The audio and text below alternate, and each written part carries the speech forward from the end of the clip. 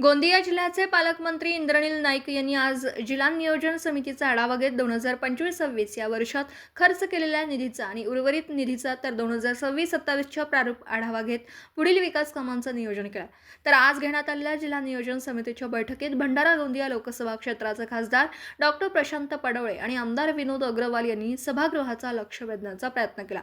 यात डॉक्टर प्रशांत पडवळे यांनी गोंदिया भंडारा जिल्ह्यात सुरू असलेल्या विकास कामांना मध्ये होणारी अनियमितता समोर आणत मंचावरून उठत थेट जमिनीवर बसत आपल्या मागण्या पूर्ण करून घेतल्या। तर दुसरीकडे गोंदिया विधानसभा क्षेत्राचे आमदार विनोद अग्रवाल यांनी गोंदिया जिल्ह्यात वन्यजीवांकडून होणाऱ्या मानवी हल्ल्यासंदर्भात वन विभागाला ठोस पाऊल उचलून मृतांच्या कुटुंबियांना आर्थिक मदत मिळवून देण्याची मागणी केली। तर दुसरीकडे धान उत्पादक जिल्हा म्हणून ओळखल्या जाणाऱ्या गोंदिया जिल्ह्यात पणन विभागाची 40 लाख क्विंटल धान्य खरेदीची क्षमता असताना फक्त 24,62,000 क्विंटल धान्य केल्याने मुदत वाढवून देण्याची मागणी केली। सोबतच धान्य विक्री केल्यावरही शेतकऱ्यांचे कोट्यावधी रुपयांचे चुकारे अडवून ठेवले। तर उद्दिष्ट वाढी संदर्भात आमदार विनोद अग्रवाल यांनी पणन विभागावर अधिकारी आपले हात ओले करून संस्था चालकांना लुबाडत असल्याचा आरोप पालकमंत्र्यांकडे केला।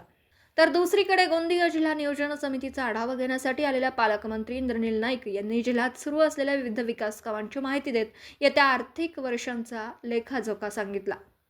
त्यामुळे पुढच्या जिल्हा नियोजन समितीच्या बैठकीला नक्की कळेल की पालकमंत्र्यांनी घेतलेल्या निर्णयाची अंमलबजावणी अधिकारी किती ताकदीने पूर्ण करतात हे तर पुढच्या नियोजन समितीच्या बैठकीला स्पष्ट होईल। मी वित्त विभागाला आजच इथे मीटिंगला यायच्या पूर्वी हा मुद्दा माझ्याकडे आला असताना मी इथे फोनवर चर्चा केलेली आहे आणि तिथे ती फाईल त्यांच्या विभागाला आलेली आहे। सन्माननीय उपमुख्यमंत्री साहेबांकडे ती फाईल मला वाटते उद्यापर्यंत जाईल ते आणि 1 आठवड्याच्या आत हा चुकारा होण्याची तिथे दाखवली। सर बाजूच्या DPDCचे जे रेग्युलर मुद्दे होते त्यांच्यावर चर्चा झालेली आहे। 26-27च्या येणारा बजेट असेल, आतापर्यंत जो 25-26चा बजेट होता त्यावर झालेला खर्च, या सर्व विषयावर चर्चा झाली। या व्यतिरिक्त प्रामुख्याने गोंदिया जिल्हा हा धान उत्पादक जिल्हा आहे आणि जवळपास 1.5 महिने 2 महिने झाले या शेतकऱ्यांनी धान विकलेलं आहे, परंतु त्यांना चुकारे मिळाले नाही आणि त्वरित त्यांना चुकारे मिळावे ही मागणी या ठिकाणी मी केलेली आहे। आणि आता 2 दिवसात आम्ही स्वतः माननीय वित्तमंत्री महोदयासोबत भेटणार आहोत आणि लवकरात लवकर धानाचे चुकारे मिळावे ही आमची प्रमुख मागणी होती। दुसरी मागणी अशी होती की आपल्या गोंदिया जिल्ह्यामध्ये जे आपल्याला मार्केटिंगकडून उद्दिष्ट प्राप्त होते, केंद्र सरकारने 1 करोड क्विंटलची खरेदीला मान्यता दिलेली आहे, उद्दिष्ट दिलेलं आहे, परंतु जाणून बुजून जे मार्केटिंग आपले राज्याचे अधिकारी आहेत ते आम्हाला 2 लाख 4 लाख 5 लाख असे फार कमी प्रमाणात उद्दिष्ट देत आहेत आणि त्यामुळे एक कृत्रिम टंचाई निर्माण करण्याचा यांचा सर्व डाव आहे आणि याच्यामध्ये सर्व लोकांचे हात ओले होत आहेत, तो सुद्धा विषय मी मांडलेला आहे। आणि तिसरा विषय असा की आपल्या गोंदिया जिल्ह्यामध्ये मोठ्या प्रमाणामध्ये आज जीवांमुळे आज शेतकऱ्यांचे नुकसान होत आहे, जीवितहानी होत आहे आणि जे अनेक लोक गंभीर जखमी होत आहेत, अशा लोकांना 5 लाख रुपयाची मदत वन विभागाने केली पाहिजे, हा शासनाचा GR आहे। तरी पण या सर्व शासन निर्णयाला डावलून आज त्यांना कोणत्याही प्रकारची मदत दिली जात नाही आणि असे जेवढेही प्रकरण असतील हे सर्व प्रकरण निकाली काढले पाहिजे आणि आतापर्यंत ज्या अशा प्रकरणामध्ये जे अधिकारी वन विभागाचे ज्यांनी हे प्रकरण नाकारले असेल त्यांच्यावर कारवाई करावी अशा प्रकारचा ठरावसुद्धा आजच्या सभेमध्ये झालेला आहे।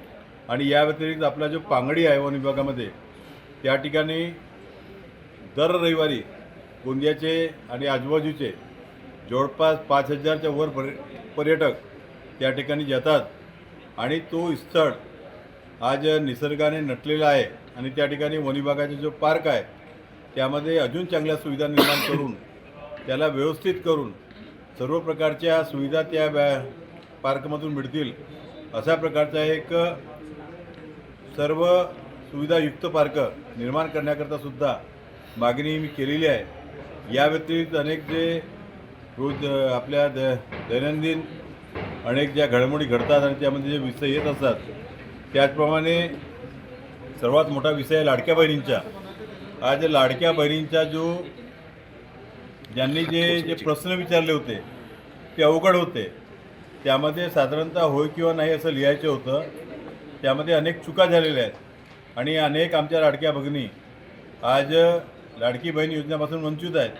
याकरता सुद्धा आम्ही CM साहेबांना भेटणार आहोत, सर्व आमदार मिळून, आणि लाडक्या बहिणीचा प्रश्न लवकरात लवकर सुटवण्याकरता सुद्धा आजच्या सभागृहामध्ये चर्चा झाली. सभागृहामध्ये नेमके कुठले विषय ठेवले आपण भंडारा गोंदिया लोकसभा क्षेत्रातले, आणि का बरं आपण खाली बसलेले होते? ही जिल्हा नियोजन समितीची मीटिंग होती आणि या मीटिंगमध्ये जिल्ह्यासाठी निर्णायक असे डेव्हलपमेंटसाठी जे निर्णय असतात ते घेतले जातात.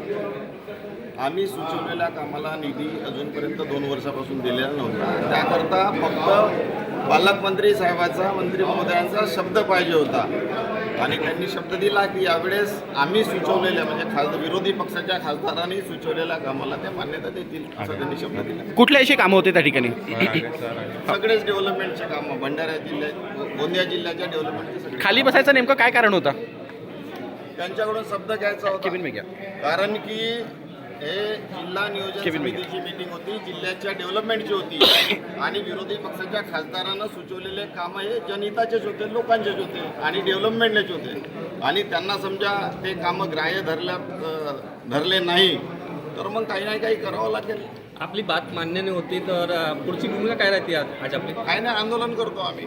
नियोजन समितीची बैठक झालेली आहे, काय जिल्ह्याच्या विकासासंदर्भात चर्चा झाली आहे, काय सांगाल एकंदरीत आज?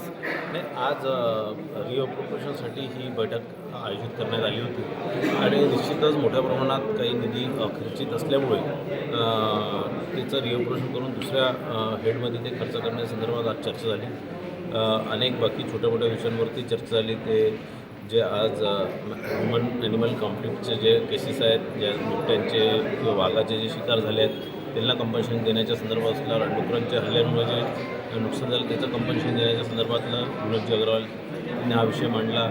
अनेक लोकांनी अनेक विषय मांडले. ते फॉरेस्ट डिपार्टमेंटच्या संदर्भातले अनेक विषय होते. जे इरिगेशनचे कॅनल्स चाललेले आहेत त्यात अडथळे काढण्याचं काम फॉरेस्ट डिपार्टमेंट करतं, त्या संदर्भात राजकुमार बडोलेजींनी चर्चा केली. तर असा एक साध्यावादा संपूर्ण जिल्ह्याच्या विकासासंदर्भात आणि जे अडचणी येतात ज्या शासकीय कामामध्ये तर त्या संदर्भात चर्चा करण्यात आली. दिवसभरातील घडामोडींचा आढावा घेण्यासाठी पाहत रहा N24 मराठी न्यूज चॅनल.